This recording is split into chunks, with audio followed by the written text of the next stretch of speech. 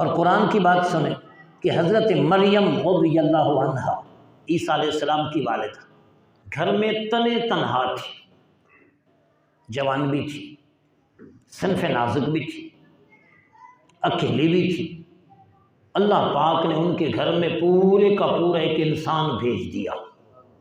اب کوئی عورت، نوجوان لڑکی اکیلی ہو اور یکدم کوئی انسان ظاہر ہو جائے تو بشری تقاضے کے تحت ڈر تو لگتا ہے، پتہ نہیں کیا ہوا۔ اب پوچھا تو کون ہے، اکیلے پن میں کیا کرنے آیا؟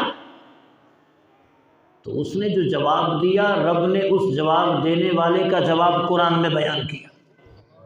اور وہ آنے والا کون تھا؟ رب نے فرمایا فَتَمَثَّلَ لَهَا بَشَرًا سَوِيًّا، اس کے لیے پورے کا پورا بندہ متمثل ہو گیا، ظاہر ہو گیا۔ اب جب وہ بندہ سامنے آ گیا تو پوچھا تو کون ہے، کیا کرنا چاہتا ہے؟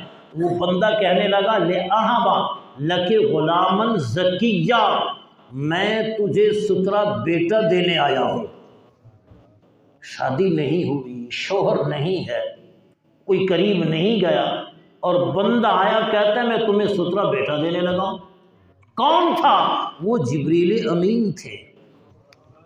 اب بیٹا دیتا خدا ہے، اس میں کوئی شک نہیں، لیکن رب دیتا کس طرح ہے کہ جبریل کو بھیجا اور بھیج کر جبریل سے کہا کہ جاؤ حضرت مریم کے گلے میں پھونک مارو، حضرت عیسیٰ علیہ السلام کا حمل ٹھہر جائے گا، اللہ کا نبی دنیا میں آ جائے گا۔